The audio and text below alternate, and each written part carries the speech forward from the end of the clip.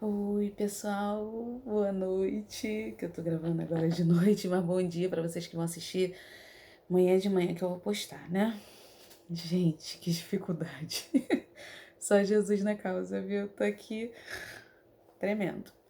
Então, meu líder lindo, amado, lembrou de mim. Olha só, eu lá quietinha, mas lembrou. Então vamos ao devocional de Atos 14. Gente, eu li umas 1000 vezes o capítulo e nas 1000 vezes que eu li, eu acabei me prendendo em dois pontos, né, desse capítulo. Paulo e Barnabé já vinham de outra cidade, perseguidos, né, pelos judeus. E aí eles foram para outra cidade. E sempre assim, pregando com intrepidez, sem medo, falando de Jesus, doesse a quem doesse, né?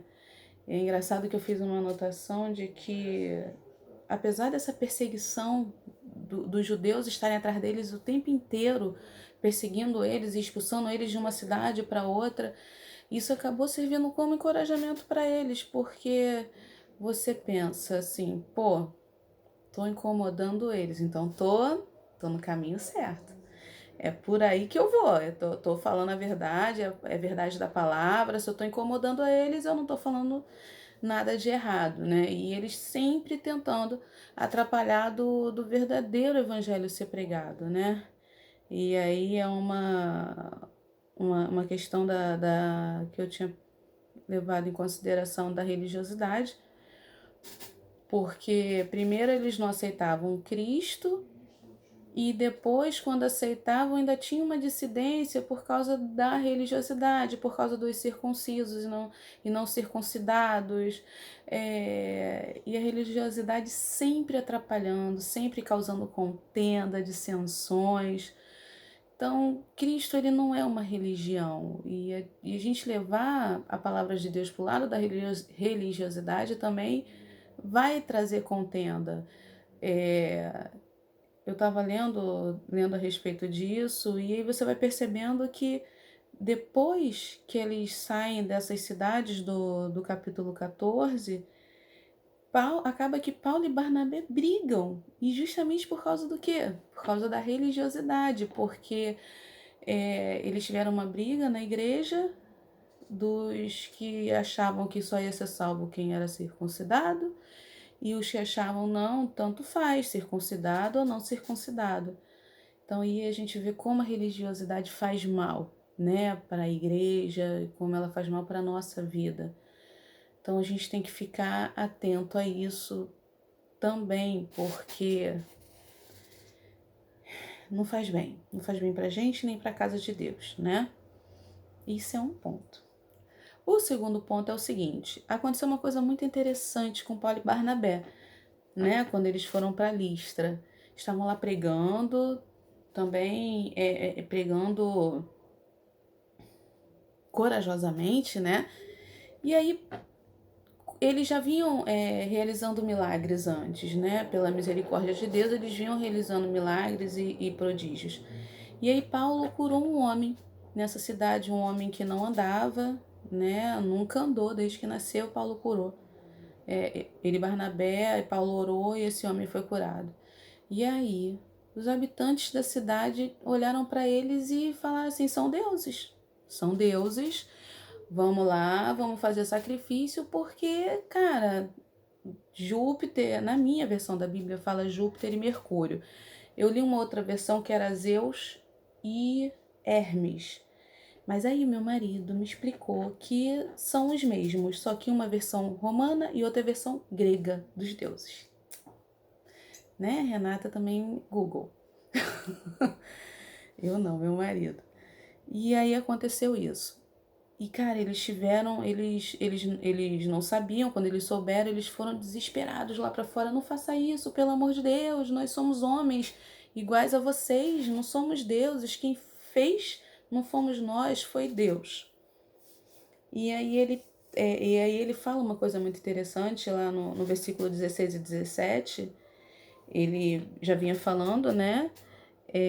No 16:17 ele fala assim: nas gerações passadas, ele deixou que todos os povos andassem em seus próprios caminhos. Contudo, não se deixou ficar sem testemunho de si mesmo, fazendo bem, dando-vos chuvas do céu e estação do ano frutíferas, enchendo de sustento e de alegria vossos corações. Então, assim, Deus é bom, sabe? E essa bondade, esse amor, louvado seja Deus por isso, independe de nós, independe de quem nós somos, do que nós fazemos, porque se dependesse a gente estava muito frito, sabe? Extremamente frito. E não depende. E aí vem o meu segundo ponto a respeito disso. Porque eu tinha até anotado aqui, deixa eu ler. O que acontece hoje em muitos homens e mulheres de Deus? A gente aprendeu que a soberba e a arrogância, e principalmente assim, a soberba é um caminho quase sem volta. E aí o que acontece? Quem faz o milagre, quem faz o prodígio não somos nós. É Deus que opera através de nós. E nós temos que ter consciência disso. E esse povo só acreditou que eles eram deuses porque eles não tinham intimidade com a palavra de Deus. Eles não conheciam a palavra de Deus. Então eles tentaram adorar Paulo e Barnabé. Mas hoje nós vemos na igreja que tem muitos crentes, né? Muitos irmãos que passam a, a adorar o homem, né? Passam a idolatrar o pastor fulano, ou o pastor ciclano, ou o missionário fulaninho, porque ele faz milagres. Vou lá na igreja dele, que é, cara, quando a pessoa fala, quando vai lá, sai de lá de outro jeito. E é cristão. Então isso tudo é o quê? Mesmo como cristão, mesmo tendo conhecimento da palavra, é falta de intimidade com Deus. Então a gente tem que ter muito cuidado para não cair nisso, né?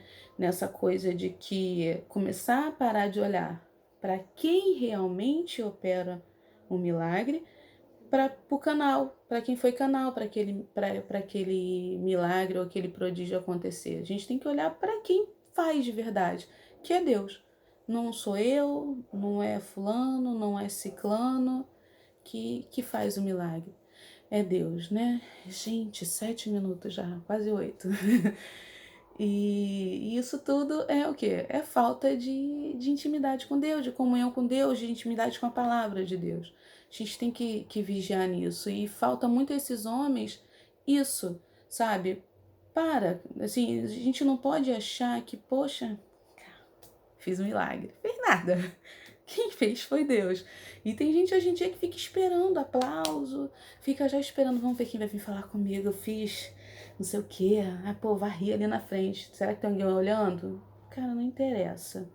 Se tá fazendo para Deus, é para Deus. Se tá fazendo pro homem, tá fazendo errado. Sabe? Eu sou assim, eu não espero que ninguém veja o que eu tô fazendo, ou que alguém chegue e me dê tapinha nas costas, parabéns, você fez direitinho, porque o que eu tô fazendo não é para ninguém. Eu faço com todo carinho, com todo amor, porque eu tô fazendo para Deus, para obra de Deus, entendeu? Para casa de Deus, para que vidas sejam ganhas e não para que eu tenha algum louro ou algum reconhecimento disso. E isso a gente tem que ter muito, muito cuidado para não cair, né, nesse caminho que é quase sem volta, da soberba, da arrogância, achar que é alguém, quando na verdade quem é mesmo é Deus. Nós só somos vasos, só somos usados por Ele, mas Ele é que faz e não nós. E o terceiro ponto. Ai, meu Deus, 9 minutos. Gerlane, não vou chegar lá, hein? Terceiro ponto disso também é que, também baseado nesses dois versículos, às vezes tem pessoas que perguntam assim: por que fulano conseguiu tanta coisa e ele nem crê em Deus? Como é que ele conseguiu? Por que ele conseguiu? Porque Deus é bom. Como eu falei antes, Deus é bom. Ele não vai, não é do agrado de Deus ver ninguém perecendo.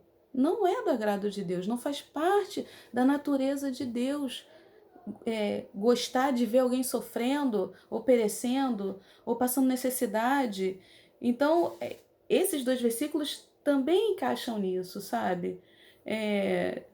Deus testemunhou de si mesmo, da sua própria bondade, ele testemunha da misericórdia dele, da graça dele para conosco. E ele faz chover sobre todos. E ele faz a terra dar fruto para todos. Então não sou eu que vou dizer quem pode ou não ganhar, quem pode ou não ter, se está certo ou não fulano ter e eu não, que creio, entendeu? Não é com esses olhos que a gente tem que olhar. E nem julgar, né? Porque quem somos nós para julgar alguém? Eu anotei um versículo, deixa eu ler aqui.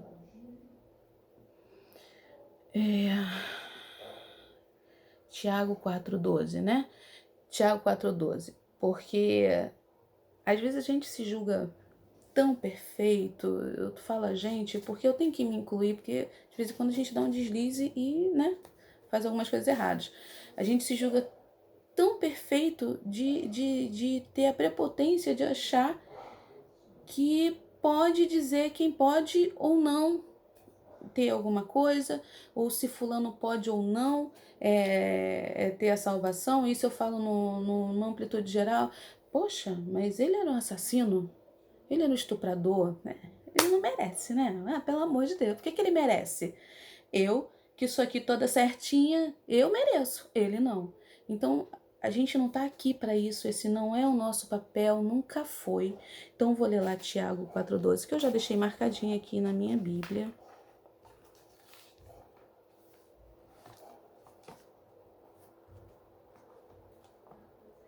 Fala assim: há um só legislador, aquele que pode salvar e destruir. Porém, quem és tu para que julgue a outrem? Então, cara, a gente não pode julgar ninguém, sabe? A gente não pode querer dizer quem pode ou não receber, se é certo ou não, se quem sou eu, né? Imagina se eu vou poder dizer, apontar, falar para eu sou perfeita, eu mereço, você não merece. Não dá, gente. Sabe? Então a gente tem que se policiar nisso, porque isso está acontecendo muito hoje. As pessoas estão pegando muita palavra de Deus e estão falando, eu mereço, ele não merece. Eu vou para o céu, você vai para o inferno. Então a gente não pode deixar isso entrar no nosso coração, porque a palavra diz também que aquele que julga vai ser julgado. Então, tem que pensar assim, não quero julgar ninguém, sabe? Então a gente tem que ter cuidado com isso. Bastante cuidado para isso não entrar no nosso coração e não virar uma rotina. Pô, eu tô praticando isso, Jesus me perdoa, me ensina a olhar com os teus olhos, sabe? A amar como o Senhor amou. É muito difícil, eu sei, essa coisa de bateu de um lado, dar outro lado, eu não sou santa, sabe? A gente se aborrece, a gente briga também, mas a gente tem que tentar, o máximo possível, é esse, né, o nosso propósito, a andar como Jesus andou. Então, se Jesus não julgou ninguém, se ele falou vim para todos e ele veio para todos, porque eu vou achar que eu posso escolher para quem ele veio ou não, como que tem que ser ou não, tem que ser de acordo com a palavra dele. A palavra dele diz que é assim, então vai ser assim. Eu não vou acrescentar aqui que eu acho que desse jeito aqui era melhor, então deixa eu botar mais um pouquinho aqui. Não. Se Jesus veio para todos, veio para todos. Se ele aceita a gente do jeito que a gente é assim. Eu não vou dizer para Deus, você pode me aceitar e você não pode aceitar aquele porque ele faz isso ou aquilo de errado. Não, gente. A gente não pode deixar isso entrar, sabe, na nossa vida, no nosso coração. A gente tem que se policiar muito, porque a palavra diz que no final o amor de muitos se esfriaria, né? E isso é um sinal de falta de amor. É falta de reconhecer que Jesus veio para todos, independente do que eu acho certo ou do que eu acho errado, tá? Então, foi isso que eu aprendi com esse capítulo. Tem muitas coisas nesse capítulo, e eu escrevi bastante. Mas para não ficar um vídeo de 30 minutos, já tá 15 minutos, eu vou parar por aqui. E só lembrando que a gente vai ver no capítulo seguinte essa questão da religiosidade, que eles vão ter uma discussão séria dentro da igreja. Então, vamos tirar isso do nosso meio, vamos olhar com os olhos de Cristo, falar com a boca de Cristo, ouvir com os ouvidos de Cristo, sermos Cristo, né? Tô morrendo de saudade de vocês, me perdoem se eu falei alguma coisa errado, que eu não sou assim tão boa nisso, né? Não sei, né? Só Jesus sabe como é que eu tô aqui pra fazer isso. E, gente, foi de primeira, hein? Não vou fazer outro. Amo vocês, tô morrendo de saudade. O culto foi uma benção. Ai, foi uma benção mesmo. E vamos ficar sabendo que Deus é conosco.